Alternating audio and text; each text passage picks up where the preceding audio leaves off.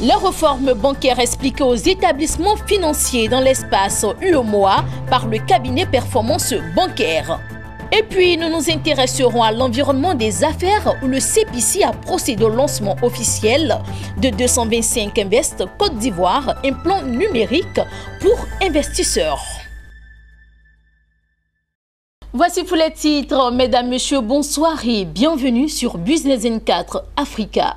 Rentrant en vigueur le 1er janvier 2018, le plan comptable bancaire PCB et le dispositif prudentiel apportent une nouvelle approche dans l'organisation des établissements financiers dans l'espace UEMOA, Union économique et monétaire ouest-africain.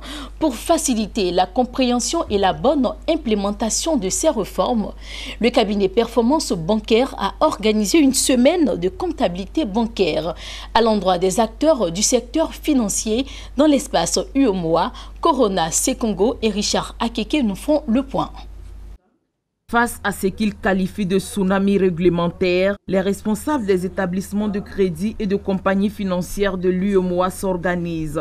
Au cours de la semaine de la comptabilité bancaire, organisée par le cabinet Performance Bancaire, des rudiments leur ont été donnés pour faire face à ce changement, mais surtout pour asseoir une bonne pratique du plan comptable bancaire révisé et le dispositif prudentiel rentré en vigueur en janvier 2018.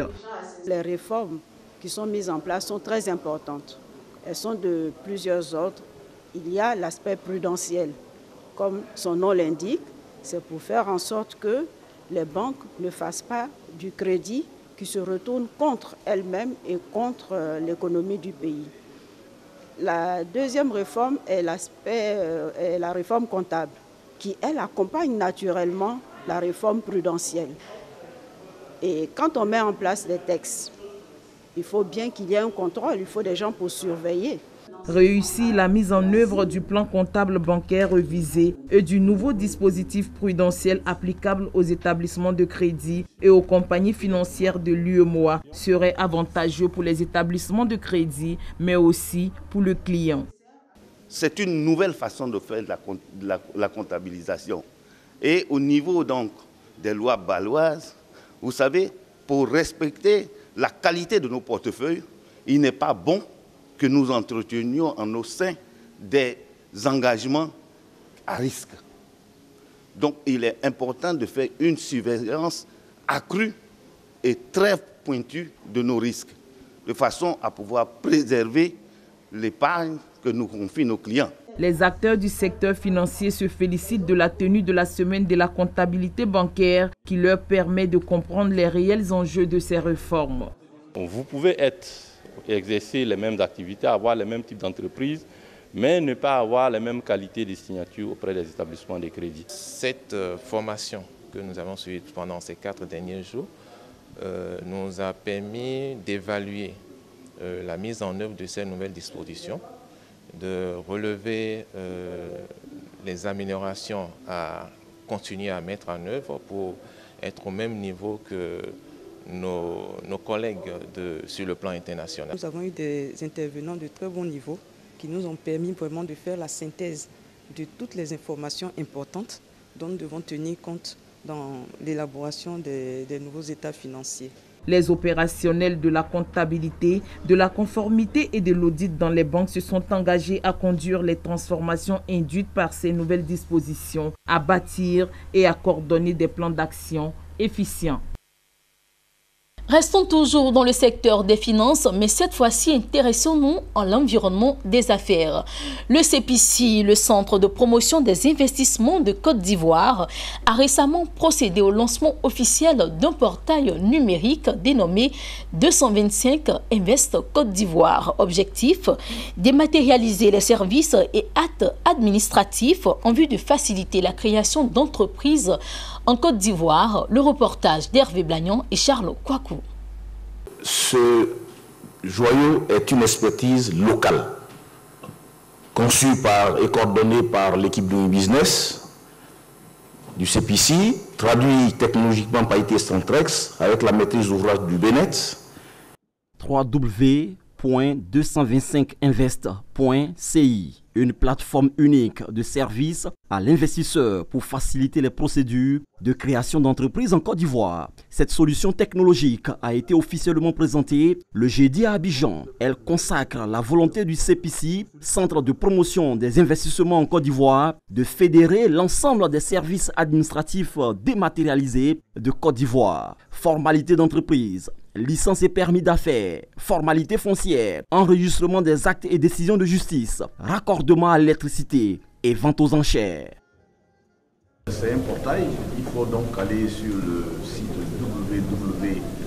www.225invest.ci et là-dessus vous avez donc des informations que vous cherchez. Pour faire une transaction, vous êtes obligé de vous identifier et ensuite vous êtes identifié pour donc accéder aux différents services qui sont en ligne. C'est didactiel, il y a des informations qui sont données au fur et à mesure que indique comment est-ce que vous pouvez procéder au fur et à mesure. En cas de difficulté, vous appelez le 99 01 qui est le centre d'appel. 225 Invest Côte d'Ivoire veut révolutionner l'environnement des affaires. Pour y parvenir, le CPC dit avoir pris toutes les dispositions sécuritaires pour garantir la traçabilité des opérations en ligne. C'est un dispositif de suivi et de traçabilité qui permettent de garantir la gestion préventive et détective des faits, des infrastructures dédiées de communication entre les data centers, les administrations et qui sécurisent l'ensemble des échanges.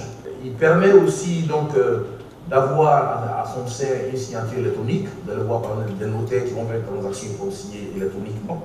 Des paiements, un agrégateur de paiement permet donc de pouvoir payer en ligne ces transactions. Le portail de l'investissement est le fruit d'une expertise locale. Une entreprise technologique a traduit en solution numérique la volonté du CPC d'impulser cette dynamique nouvelle de l'investissement sur la durée. C'est une plateforme qui est adossée à un certain nombre de technologies de toute dernière génération, technologies assez lourdes et puissantes qui permettent donc à l'État de Côte d'Ivoire, via le secrétariat d'État pour la promotion des affaires et via le CPC qui est le Centre de promotion des investissements en Côte d'Ivoire, de pouvoir impulser ce vent nouveau de technologies pour les 5 et 10 prochaines années sans avoir à changer de technologie. 225 Invest Côte d'Ivoire veut devenir à terme le seul point d'interaction entre les usagers et l'administration. Cette réforme est pilotée par le CPC, structure chargée de contribuer à la mise en place d'un écosystème favorable à la compétitivité du secteur privé. 4 ans après son lancement en 2013, le projet de construction de l'autoroute du corridor Abidjan-Lagos fait l'objet d'assises. Du 16 au 19 octobre s'est tenue à Abidjan la 11e réunion du comité de pilotage et des experts du programme de développement de l'autoroute du corridor Abidjan-Lagos. Au cœur des échanges, l'état d'avancement de la mise en œuvre du programme en matière d'achat, d'études, de la mise en œuvre des structures institutionnelles et de mécanismes de financement. Daniel Kodjo et Charles Kwaku pour le reportage. Le comité de pilotage et des experts du programme de développement de l'autoroute du corridor Abidjan-Lagos se sont réunis pour examiner les points essentiels de la réalisation de ce projet. L'objectif principal de cette 11e réunion étant de lever définitivement tous les obstacles sur le processus de mise en place effective de l'autorité de gestion de ce corridor et démarrer les études de faisabilité le long du corridor de 1080 km. La réussite de ce projet dépend de sa bonne préparation. C'est pourquoi la commission de la CEDEAO, avec les États membres, ont décidé d'entreprendre l'ensemble des études techniques nécessaires à sa mise en œuvre. La rencontre des experts à Abidjan a été également consacrée à l'examen de plusieurs aspects du programme, notamment la revue du processus de passation des marchés pour les services techniques. Ce projet d'autoroute Abidjan-Lagos occupe une place importante dans les projets de développement de la Côte d'Ivoire, selon le ministre ivoirien Amédée Kwaku Kofi, en charge de l'équipement et de l'entretien routier. Il a réitéré la volonté que son pays abrite le siège de l'autorité de gestion du corridor Abidjan-Lagos.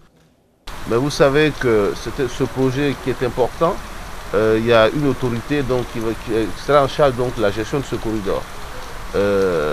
La Côte d'Ivoire, naturellement, est candidate donc, pour abriter ce siège. Mais nous pensons que dans ce pays, nous avons des atouts. Nous avons déjà l'autoroute du Nord, qui est une autoroute à péage, donc, qui existe. Nous avons le pont, Henri Konan Bédié, donc nous avons une expérience donc, de système de péage et de la gestion des autoroutes. Donc ce sont tous ces atouts que nous avons présentés au comité qui est venu, donc, qui a parcouru l'ensemble des pays pour faire des évaluations en vue de voir quel est le pays qui était à même d'abriter cette autorité. Cet ambitieux projet d'intégration et de coopération sud-sud qu'est la réalisation de l'autoroute Abidjan-Lagos vise à assurer la fluidité du trafic entre les capitales des parties prenantes. Il est soutenu par la Banque africaine de développement et l'Union européenne à hauteur de 22,7 millions de dollars. Et avant de refermer ce journal au Mozambique, le gouvernement vient de mettre en place un plan stratégique définissant les ambitions électriques sur une période de 2018 à 2043. Le document prévoit l'injection de 38 milliards de dollars dans le secteur électrique sur une période. Ces investissements permettront de faire passer la puissance électrique nationale de 2638 MW à 17 720 MW en s'appuyant sur l'hydroélectricité, le gaz et le charbon. Voilà, c'est ici que se referme ce journal. Merci à vous pour votre fidélité. L'information se poursuit sur Business N4 Africa.